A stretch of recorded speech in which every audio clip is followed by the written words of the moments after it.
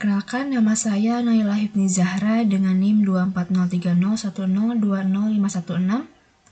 akan mempresentasikan makalah yang sebelumnya sudah saya buat tentang peran carbon accounting dalam mendukung target net zero emission, perspektif akuntansi manajemen.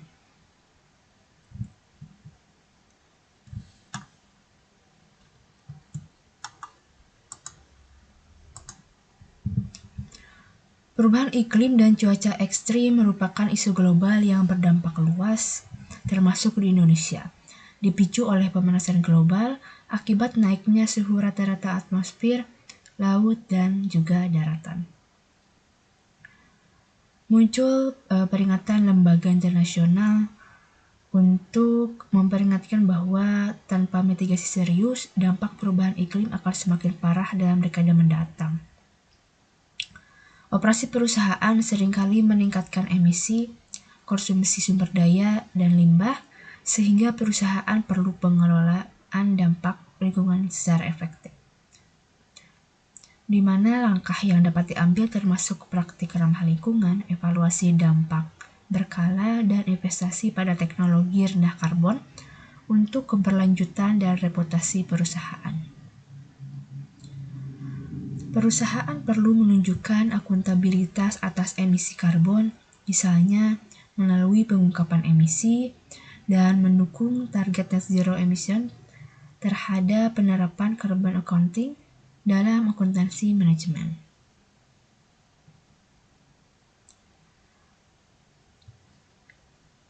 Di mana untuk rumusan masalah dalam makalah tersebut adalah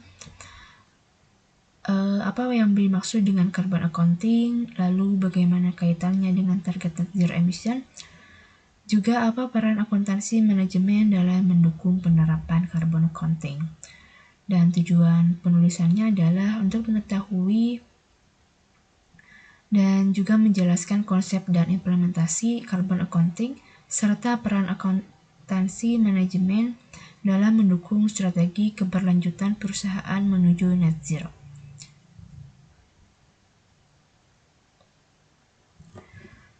Sebelumnya untuk apa sih pengertian carbon accounting, di mana carbon accounting atau akuntansi karbon sebagai pengembangan dari akuntansi keberlanjutan ini adalah praktik akuntansi yang berkaitan dengan emisi gas rumah kaca, seperti proses perhitungan karbon, penetapan target pengurangan emisi, kegiatan dalam rangka pengurangan emisi, pemanfaatan energi ramah lingkungan, dan biaya investasi terkait pengurangan emisi. Akuntansi karbon merupakan cara perusahaan mencatat dan melaporkan jumlah emisi karbon yang dihasilkan dari kegiatan operasionalnya, di mana tujuannya untuk memberikan informasi sejauh mana aktivitas bisnis memberikan dampak terhadap lingkungan dan perubahan iklim sehingga perusahaan dapat mengambil langkah pengendalian yang tepat. Lalu ada pengertian dari net zero emission, yaitu program lingkungan global yang muncul dalam perjanjian Paris tahun 2015. Hal ini muncul ketika ada kondisi perubahan iklim dunia, di mana hal ini merupakan target global yang ingin dicapai oleh banyak negara untuk menekan emisi karbon demi mengurangi dampak pemanasan global, dengan harapan dapat tercapai pada tahun 2060. Komitmen ini diwujudkan dengan menjaga agar peningkatan suhu rata-rata global tidak melebihi 2 derajat Celcius. Dalam konteks di negara Indonesia, salah satu langkah yang direncanakan adalah mengurangi emisi karbon hingga mencapai 64,5 juta ton per tahun, yang mencerminkan kontribusi konkret Indonesia dalam mendukung transisi energi bersih dan pembangunan rendah karbon secara keberlanjutan. Lalu ada proses dan juga komponen pada carbon accounting, di mana akuntansi karbon atau carbon accounting adalah metode yang digunakan untuk mencatat dan juga mengukur sejumlah emisi gas rumah kaca yang timbul dari aktivitas operasional suatu perusahaan, di mana tujuan utama dari proses ini adalah untuk menilai sejauh mana peran perusahaan dalam mendorong perubahan iklim serta menjadi acuan dalam merancang pengurangan emisi.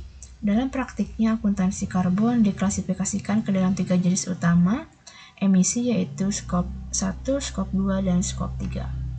Yang pertama ada skop 1, di mana mencakup emisi langsung yang berasal dari sumber yang dimiliki atau dikendalikan perusahaan, seperti emisi kendaraan operasional, mesin pabrik, proses pembakaran bahan bakar, atau reaksi kimia industri. Pemantauan dan pengulangan emisi skop 1 ini sangat penting karena menunjukkan seberapa besar dampak langsung operasional perusahaan terhadap lingkungan. Lalu skop 2 merupakan emisi tidak langsung yang timbul akibat pengurangan energi yang dibeli oleh perusahaan seperti listrik, pemanas, atau pendingin. Meskipun emisi ini tidak dihasilkan langsung di lokasi perusahaan, penggunaannya tetap menjadi tanggung jawab perusahaan karena merupakan bagian dari konsumsi energi dalam kegiatan operasional. Lalu skop 3 mencangkup semua emisi tidak langsung lainnya yang berasal dari aktivitas yang tidak dimiliki atau dikendalikan langsung oleh perusahaan, tetapi berada dalam rantai nilai perusahaan. Emisi ini mencangkup seluruh tahapan rantai pasok, baik sebelum maupun sesudah produksi, termasuk emisi dari pemasok bahan baku, aktivitas logistik dan distribusi, penggunaan produk oleh konsumen, perjalanan dinas, hingga pengolahan limbah. Lalu untuk peran akuntansi manajemen, di mana akuntansi manajemen berperan penting dalam penerapan carbon accounting untuk mendukung target net zero emission. Salah satu peran utamanya adalah membantu perusahaan dalam menyusun anggaran dan menetapkan target pengurangan emisi yang terukur dan realistis. Dengan pendekatan akuntansi manajerial, perusahaan dapat merancang strategi pengurangan emisi berdasarkan analisis biaya dan manfaat, serta mengevaluasi efektivitas dari tiap program lingkungan yang dijalankan. Akuntansi manajemen memungkinkan integrasi pelaporan karbon ke dalam proses pengambilan keputusan strategis dengan menyediakan data yang relevan, juga akurat terkait emisi. Manajemen dapat mempertimbangkan aspek lingkungan dalam perencanaan bisnis jangka panjang, seperti dalam investasi, desain produk, pengelolaan rantai pasok, dan pengembangan model bisnis hijau. Di mana melalui peran ini, akuntansi manajemen menjadi alat vital dalam menjembatani kepentingan ekonomi dan keberlanjutan lingkungan dalam satu kerangka keputusan yang terpadu. Peran lain dari akuntansi manajemen adalah memastikan bahwa perusahaan memiliki sistem pelaporan yang memadai untuk memenuhi regulasi emisi dan standar pelaporan lingkungan yang ditetapkan pemerintah atau lembaga internasional.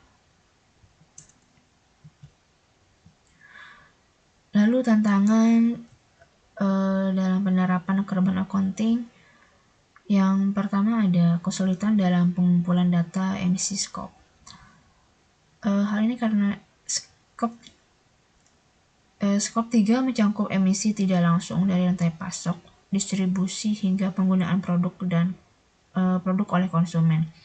Data emisi dalam kategori ini sulit dikumpulkan karena melibatkan pihak ketiga dan berada di luar kontrol langsung perusahaan. Lalu ada kurangnya standar dan pedoman yang konsisten. Banyak perusahaan, khususnya di negara berkembang, belum memiliki akses atau pemahaman terhadap standar internasional pelaporan karbon. Akibatnya, pelaporan menjadi tidak seragam dan sulit dibandingkan antar perusahaan. Lalu, biaya implementasi yang tinggi untuk menerapkan carbon accounting. Secara komprehensif, perusahaan perlu menginvestasikan dana dalam sistem teknologi perangkat, pemantau emisi, serta pelatihan sumber daya manusia yang bisa menjadi beban bagi perusahaan kecil atau menengah.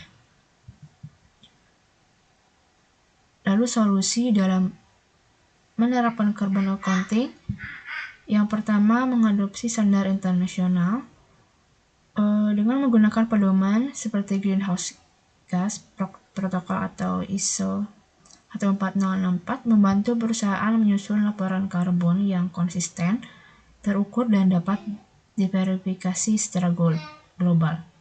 Lalu mengembangkan sistem pelaporan digital dan terintegrasi.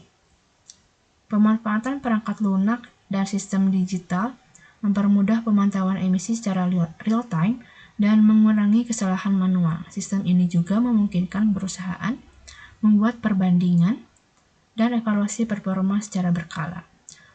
Lalu yang terakhir, membangun kolaborasi dengan mitra rantai nilai, di mana perusahaan perlu bekerja sama dengan pemasok, distributor, dan pihak ketiga lain untuk memperoleh data skop 3 khususnya, di mana kolaborasi ini akan mendorong transparansi dan tanggung jawab bersama terhadap emisi. Contoh studi kasusnya yang saya ambil yaitu perusahaan Tesla, di mana Tesla merupakan perusahaan di bidang otomotif dan energi terbarukan yang secara proaktif mengadopsi carbon accounting sebagai bagian dari strategi bisnis berkelanjutan dalam rangka mendukung pencapaian target net zero emission. Selain memproduksi kendaraan listrik sebagai solusi ramah lingkungan, pengganti kendaraan berbahan bakar fosil, di mana Tesla juga melakukan pengukuran dan pelaporan emisi karbon secara transparansi dari seluruh kegiatan operasionalnya. Dalam laporan keberlanjutannya, emisi diklasifikasikan ke dalam skop 1, skop 2, dan skop 3, serta diperbarui secara rutin untuk menunjukkan kemajuan pengurangan emisi setiap tahunnya. Melalui penerapan akuntansi karbon, Tesla menetapkan target penurunan emisi yang terukur dan mengalokasikan investasi ke dalam teknologi ramah lingkungan seperti efisiensi energi di fasilitas produksi dan pemanfaatan energi terbarukan di pabrik termasuk di Gigafactory. Perusahaan ini juga memperhitungkan biaya emisi karbon dalam bentuk efisiensi energi dan penghindaran denda lingkungan, serta mempertimbangkan aspek karbon dalam proses pengambilan keputusan penting seperti lokasi pembangunan pabrik dan pengelolaan rantai pasok. Implementasi carbon accounting ini tidak hanya memperkuat reputasi Tesla sebagai perusahaan yang berkomitmen pada pelestarian lingkungan, tetapi juga menjadi landasan dan perencanaan finansial dan investasi jangka panjang. Melalui pendekatan tersebut, Tesla menunjukkan bahwa keberlanjutan dapat selaras dengan profitabilitas dan inovasi bisnis, serta menjadi panutan bagi perusahaan lain dalam mendukung upaya global menuju netralitas karbon. Kesimpulan yang dapat diambil dari presentasi kali ini yaitu carbon accounting menjadi elemen kunci dalam strategi perusahaan untuk merespons perubahan iklim dan mencapai net zero emission melalui pengukuran serta pelaporan emisi skop 1, 2, dan 3 secara sistematis. Akuntansi manajemen turut mendukung upaya ini dengan menyusun anggaran pengurangan emisi, menghitung biaya karbon, dan memasukkan pertimbangan lingkungan dalam keputusan strategis. Di mana studi seperti Tesla tadi menunjukkan bahwa penerapan carbon accounting yang tepat dapat memberikan inovasi sekaligus menghadapi tantangan seperti keterbatasan data dan standar pelaporan yang belum seragam, sehingga memerlukan solusi strategis berbasis teknologi dan juga kolaborasi. Sekian presentasi dari saya, mohon maaf bila ada kesalahan.